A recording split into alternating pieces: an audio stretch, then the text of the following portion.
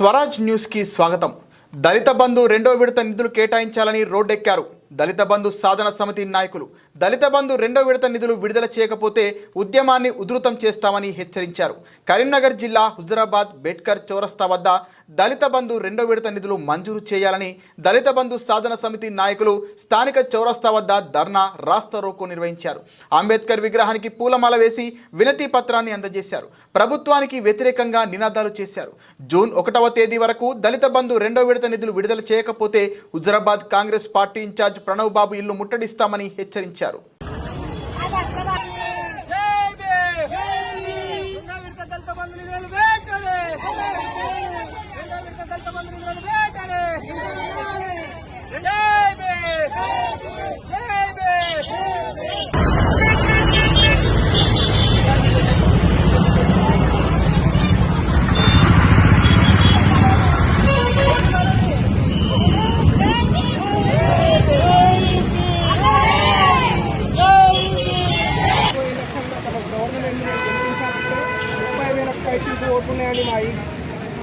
ఈ ఓట్ల రాజకీయం కోసం ఇదంతా కొన్ని ఎదర్లో చెప్పండి.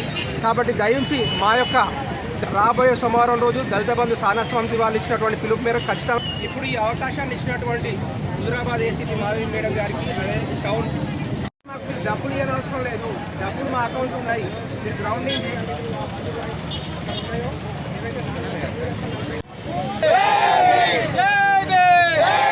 దళిత బంధు రెండో విడత నీళ్ళను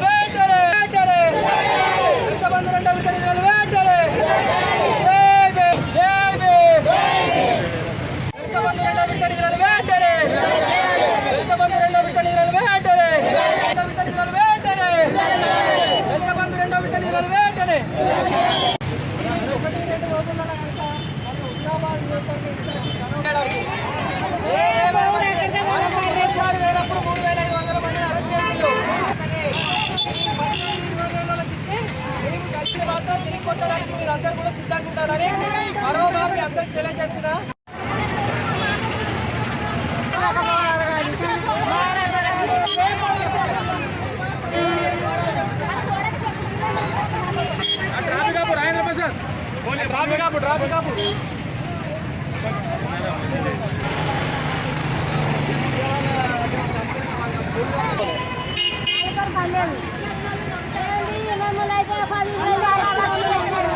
కాకుండా నేను ప్రెస్ మీట్ పెట్టుకుని అదే సార్ సార్ మేము ఎవ్వరం కూడా ఇబ్బంది పెట్టాం సార్. నాకు సార్ 50 మందికి పర్మిషన్ చేస్తాం తిరుమల గౌడ్ సార్ కూడా. నేను ఒక వెహికల్ కూడా ఇబ్బంది మేము ఇప్పుడు మంది రావడపోతే ఎట్లా సార్? మిగతా వాళ్ళకు కూడా ఇప్పుడు ఏం చేస్తాం? అదే సార్ 5 అంటే మళ్ళీ నేను అట్లాంటి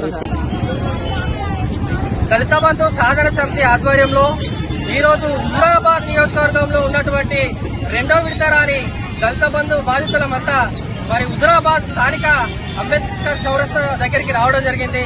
మరి గత 16 నెలల నుండి మాకు రావాల్సిన రెండో విడత నిధులను మంజూరు చేయాలని మరి ప్రభుత్వాన్ని కోరుతున్నాం. అనేక రకాలుగా ఎంపీడీఓల కాంచెల్ని మొదలుకొని మరి మున్సిపల్ కమిషనర్లకు కానీ, ఈడీ గారికి కానీ, కలెక్టర్ గారికి కానీ, అలాగే రాజకీయ నాయకులు అయినటువంటి మరి పొన్నం ప్రభాకర్ గారు కానీ, లేదా ఈ స్థానిక కాంగ్రెస్ పార్టీ హుజరాబాద్ నియోజకవర్గ ఇన్ఛార్జి ప్రణవ్ బాబు గారికి కూడా గతంలో అనేక సార్లు మొరబెట్టుకుని రోడ్డెక్కి ధర్నాలు రాస్తారోకాలు చేయడం జరిగింది. దీని ఫలితంగానే జనవరి 27 తారీఖున SC corporation Telangana SC corporation ED దగ్గర నుంచి మరి ఈ యొక్క ఆర్డర్ కాపీ జారీ చేశారు.